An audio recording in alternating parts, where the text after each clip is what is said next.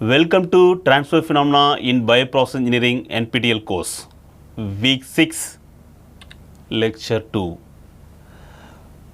Today we will discuss about the fundamental of fluidized bed reactors.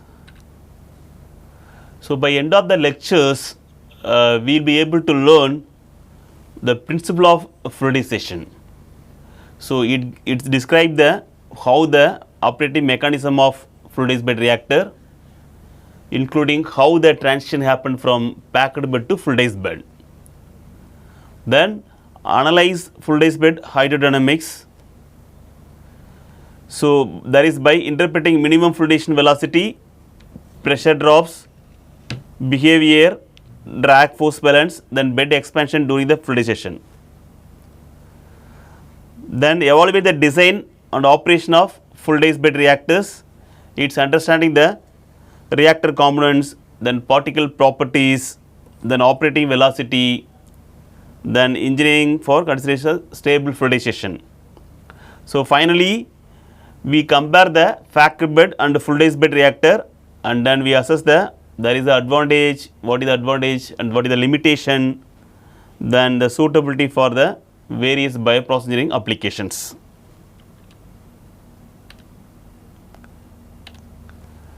So, what is fluidized bed reactor? The fluidized bed reactor is a multi-phase reactor in which there is a solid catalyzed particle like gas, liquid, solid. It is like multi-phase. That's what we call as a multi-phase reactor. Or sometimes immobilized biocatalysts are suspended and maintain it like fluid-like state. So, there is a flow, upward flow of liquid, gas, or sometimes both also will be there. So, there is a upward drag force that is by equals to the effective weight of the particles. The packed bed expands, then start to fluidization. But what happened to packed bed? Packed bed, the particles are stationary, but the fluidized bed allows continuous movements of the particles, and there is like improving mixing and minimizing the operational problem such as channeling, clogging. Because the channeling, clogging all in the packed bed it will be there, but the fluidized bed it is all so like minimize the problem. So, what is the operating principle here? So, initially it look like the particles from a fixed packed bed, the particle like fixed here. Then once the superficial velocity increases, then the drag force acting on the particle also increase. So, then automatically get increase, that point exactly to get increase, that point is minimum fluidization velocity. There is the drag force balances the effective particle weight. So, beyond minimum fluidization velocity, then the particle become suspended and it behave like a completely fluidized bed. So, what is the characteristics of fluidized bed reactors? It is a excellent solid liquid contacts, then uniform particle suspension, high heat and mass transfer coefficient also there. There is a low pressure drop after fluidization. After fluidization, the pressure drop will look like very low. Then the continuous particle movement also there.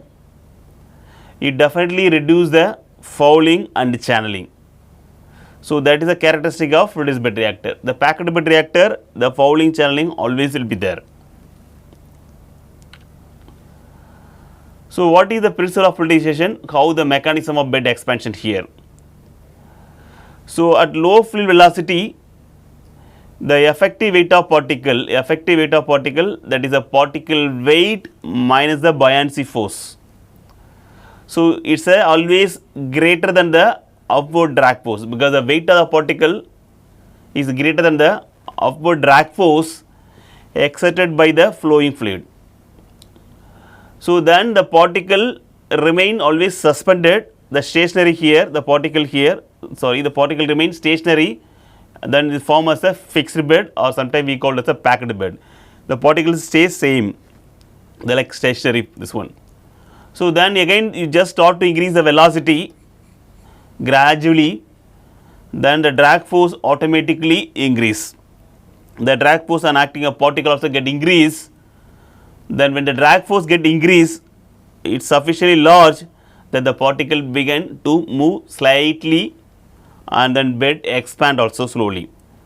So the void space between the particle also to increase that one. So that's called increasing fluid velocity. First initially it look like packed bed and then the low fluid velocity. Whenever if we increase the velocity, it moves to fluidized bed here. So what is the minimum fluidization condition here? A critical point reached when the upward drag force exactly balance with the particle weight. The drag force equal to the effective weight of the particle. Both are get equal. That point called as a minimum fluidization velocity. So there is Fd. What is Fd? Is the upward drag force by the fluid. Then the W effective is the effective weight of the particle after the accounting the buoyancy force. So this condition both Fd equal to W effective, both are equal. That time the bed reaches the minimum fluidization velocity. So then there we can start like transition from packed bed to fluidized bed. This is a point. So then what is the fluidized bed region here? When the fluid velocity exceeds, then the minimum fluidization velocity drag force become greater than the effective particle weight.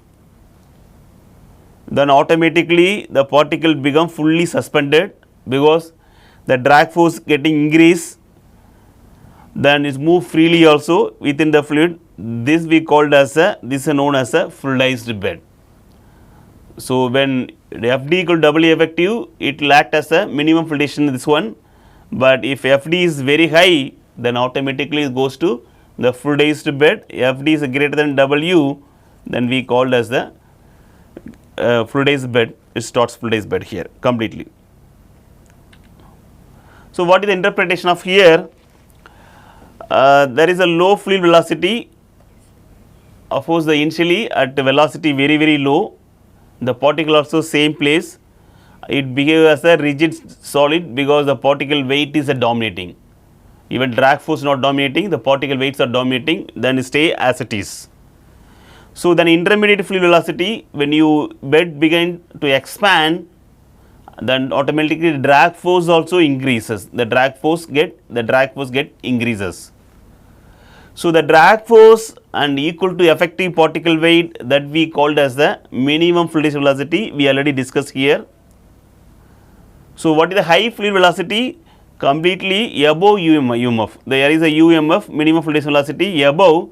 The particle remain completely suspended and is resulting in the excellent mixing. It give very good heat transfer and improve the mass transfer. So what is the significance of the fluidized bed reactor here? So there is a transition from, because fixed to fluidized bed, because of velocity, it gives, it enhances also very good mixing. Of course the heat transfer also it will take place, then oxygen transfer, then nutrient transport and the catalyst utilization, all will get enhances when you move to fixed bed to fluidized bed. So then we have to calculate the minimum fluidization velocity. How to calculate this one? The same way the critical superficial velocity is requires to initiate the fluidization called the minimum fluidization velocity. That we called as the UMF, minimum fluidization velocity. So when minimum fluidization velocity, the pressure drop equal to effective weight of the particles. So there is a pressure drop here, it's equal to the weight of the particle. The pressure drop units are Newton per meter square. So the difference between density of particle rho p, then the rho f is the fluid density, then the epsilon is the bed porosity. We call epsilon is the bed porosity. Then L is the bed height. Then the G stands gravity, oscillation due to gravity. So the delta pressure we can write the difference, the density difference, then the porosity, 1 minus of porosity, then L of length and gravitation, so on. So that we called as the pressure drop. That is equal to This point only happen on the at minimum fluidization velocity. So then we will discuss today hydrodynamics of fluidized bed, how the flow regime. If velocity is very low, then it will behave as a fixed bed. Then velocity reaches to u to umf, that is a minimum fluidization velocity, then we called as a minimum fluidization. If get increases moderate, then we call as a homogeneous fluidization, the bed conditions. If velocity high, then automatically the bubbling fluidization will occurs. If it is very high, what will happen? Then automatically the particle entrainment will happen here. So these are the bed condition based on the velocity. If velocity low, then we call it as a fixed bed. Whenever the velocity moves low to high, then we call it as a fixed bed to move to fluidization here. So what is the importance of operating velocity? So the operating velocity is very critical. If it's too low, then it's like fixed bed, it's like poor mixing. If you maintain like optimum, then there is a stable fluidization there.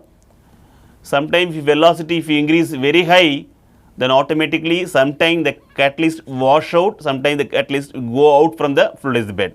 That's the third one. So these are the importance for the operating velocity. So we have to try to maintain optimum velocity throughout the fluidization problem.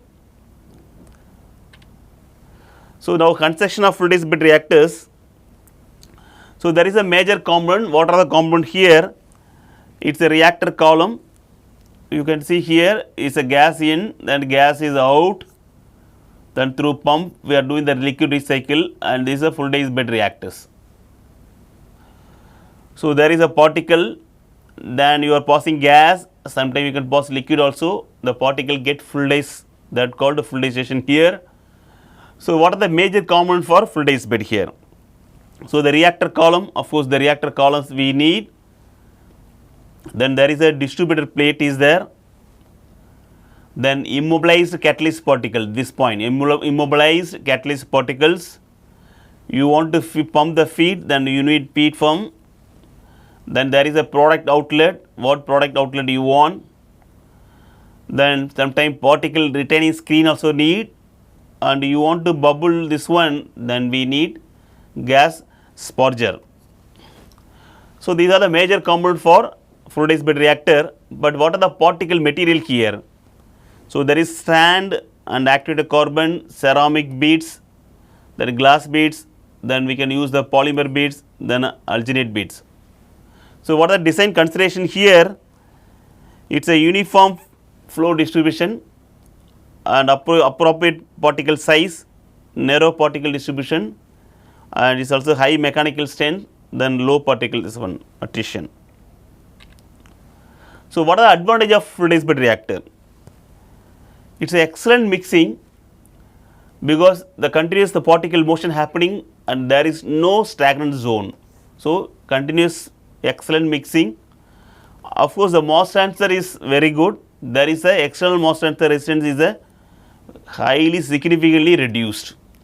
So then automatically we will get higher substrate diffusion, then higher oxygen transfer, then higher reaction rate also. The throughout the bed uniform temperature will maintain because the particle movement taking place from bottom to top. So the throat temperature is the same. Then channeling, definitely packed bed the channeling always occur, but the fluidized bed there is a no channeling, it's always preventing the channeling here. Then clogging, the continuous particle motion always remove the whatever the deposit solids always, it's a very suitable for biological system.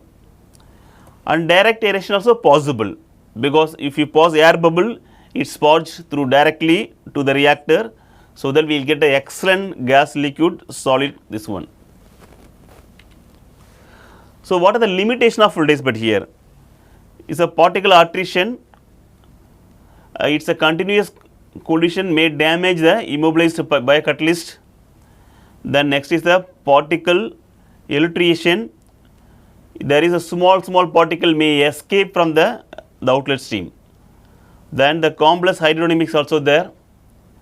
if the flow behavior is considered like more complicated than the packed bed, because here lot of flows are happening here, and definitely the hydrodynamics compared to packed bed here considerably is very complicated here. Then the equipment cost definitely very high, because there is a distributor plate is there, then the flow controllers here, then particle separators all. Then the control challenges also here. What are the control challenges here? Because we have to control the flow velocity, because the velocity play main role. There is a minimum fluidization velocity, then it goes to increase. If you increase the velocity, then it starts like complete fluidization. So the velocity is the important role. Then the particle size also, then the bed expansion also happening that one. So maintaining the complete fluidization over long term operation, it's a remain major design consideration here. So what is the difference between packed bed and fluidized bed? And these are the, if we say particle motion, of course stationary, the fluidized bed continuous here. Mixing wise, here packed bed poor, and of course fluidized bed excellent. Channeling definitely packed bed very high, but here negligible. Clogging also in the packed bed very common process, but here rare, very rare. Pressure drop high and pressure drop here almost constant, because the fluidization starts, then the pressure difference also is very negligible. So almost constant. So heat transfer here, heat transfer not negligible, is a constant. So heat transfer is a moderate, and here heat transfer is excellent. Then oxygen transfer also limited for packed bed, but here is very high. Direct aeration is very difficult for giving the packed bed, but here very easy. Of course, the finally everything, mass transfer also very moderate in the packed bed. When you use a fluidized bed, we will get very good, excellent that one. So now why the fluidized bed prepared over packed bed reactor in the biological wastewater treatment? Because the biology system always continuously generate here new microbial biomass continuously, then extracellular polymeric substance also, then the suspended solids, then of course the gas bubbles continuously CO2, methane also produce. But when you use a packed bed, the bed clogging and channeling also occurs, and definitely it reduces the reactor efficiency. But if in the continuous motion, we can always remove that one. So the fluidized bed keeps the bed open and also well mixed also. So definitely we will get a high mass transfer rates, and then stable for long term operation, the fluidized bed compared to packed bed. So key takeaway, same point, we discussed the minimum fluidization velocity, then it enhances mixing and mass transfer, then heat transfer, oxygen transfer, all. Of course, then definitely the fluidized bed, it prevents the channeling, clogging, and there is no stagnant zone, because it's a completely getting fluidized, then there is no stagnant zone. Then the fluidized bed reactor, direct gas purging always it give for more efficiency compared to packed bed, and it's very important for the whenever if you use aerobic bioprocess. So that of course the key industrial application like wastewater treatment, then the biofilm reactors, so like different type of immobilized enzyme reactors, then continuous biocatalytic process, it's a very useful. So when you want to design the reactor, we have to carefully select the particle size, then density of this one, then superficial fluid velocity is very important. Then what are the operating condition we are going to use here to maintain the stable fluidization to avoid the particle loss. Is a key takeaway for that one. Then the flow in fluidized bed, the fluidization, what is fluidization already we discussed. The fluidization process is a solid particle, it becomes suspended by an upward flowing fluid, it causes like particle to behave as a fluidized bed here, the fluid. So what are the advantage of fluidized bed? Is a excellent mixing, so the high heat transfer will be there, and of course mass transfer will also there. Because of fluidized bed, the particle get fluidized, then the throughout this one we will get a uniform temperature. So the concentration gradient also very low, because the difference between the concentration 0.1, 0.2 is almost negligible. So then we will get always low concentration gradient only compared to packed bed. So definitely it's a very good for when you want to use biochemical and then chemical reactor, the fluidized bed is a very important. So then what is the principle of fluidization here? When applying initial condition, so initially it look like packed bed because the solid particle inside there, it through which the fluid is introduced from the bottom of the column. We are just the solid particle, the flow is just introduced here. The velocity very low, at low fluid velocity, the drag force exerted by the fluid less than the effective weight of particles. So here the FD less than W. Okay. So drag force, so the effective weight of the particle is high compared to the drag force.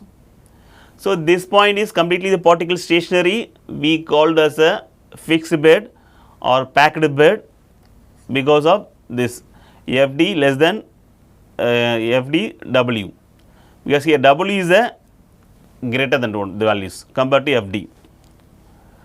So the increase the fluid velocity because the W here very high compared to FD. The drag force both are equal, then the fluidization will starts. So if you increase the fluid velocity, the fluid velocity gradually increase, then automatically the drag force also get increased. The drag force get increased, if drag force get increases compared to this one, then automatically the fluid begin greater force, then automatically the particle get suspended. So although the particle are still in contact, the bed starts slowly loosen the slightly when you increase the velocity. So it's a moving to fixed bed to fluidized bed or packed bed to fluidized bed. So what is the minimum fluidization condition here? At critical say FD equal to W, we already discussed so many times, when you get the drag force equal to the effective weight of the particle, both are equal, that point called as the minimum fluidization velocity, that conditions the minimum fluidization condition. So we call as a UMF. So at this point the particle are just start to suspended, just starting, not like completely suspended. So the pressure drop bed comes throughout the bed, across the bed, it's almost constant, equal to the effective weight of the particle per unit cross sectional area. So the packed bed begin to transform to packed bed to fluidized bed. It's moving to packed bed to fluidized bed, this point, the minimum fluidization velocity point.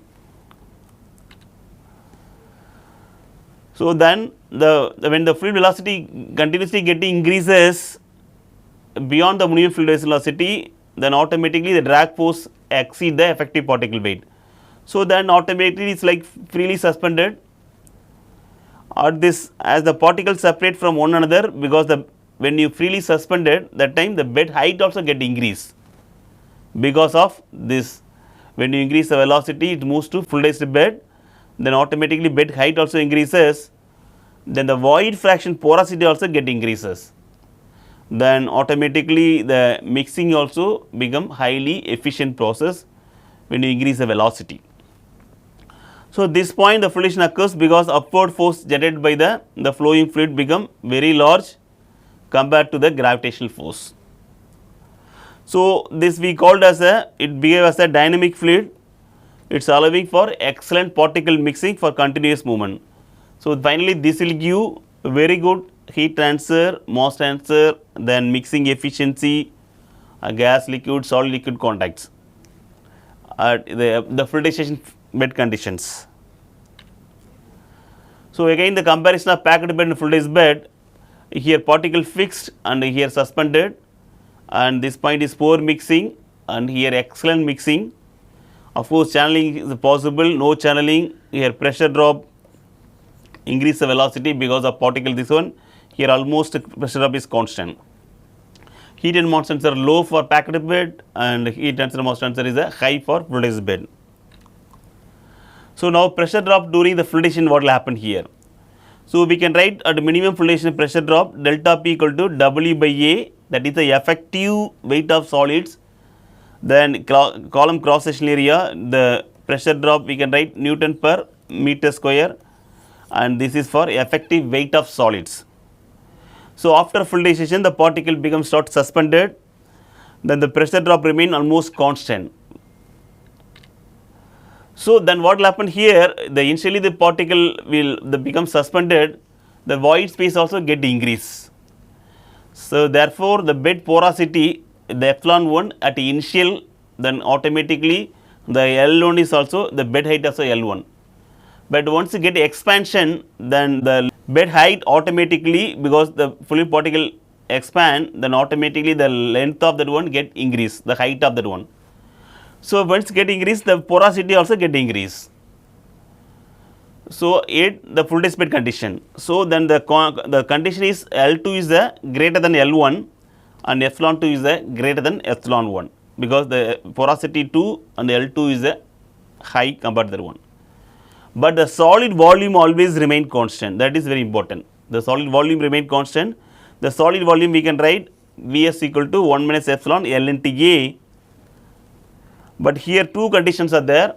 If you condition say the 1, the flow fluidized bed 1, then we called as the epsilon 1 porosity 1 L1A, because area is always same here. Same way for the volume of the solid, because the volume of solid remain always constant, but the porosity, the bed height, it get increase. The point second 2 after expansion, then we called as the 1 minus epsilon 2 L2A. But there is solid volume same, then of course we can make equal both are, because the solid volume is unchanged here, you make it equal and we will get the L2 in terms of L1, the ratio of 1 minus epsilon porosity 1, then porosity 2. This is standard for bed expansion relationship. So, what are the key takeaway today? We discussed fluidization first, how the from fixed bed to fluidized bed movement, and which point is the fluidization velocity starts. Then we discussed the fluidized bed reactor gives very good mixing, heat transfer, mass transfer, all type of efficiency here. Then the minimum fluidization velocity when exactly occurring, so that point is called as the critical operating parameters, and this is a transition from fixed bed to fluidized bed here.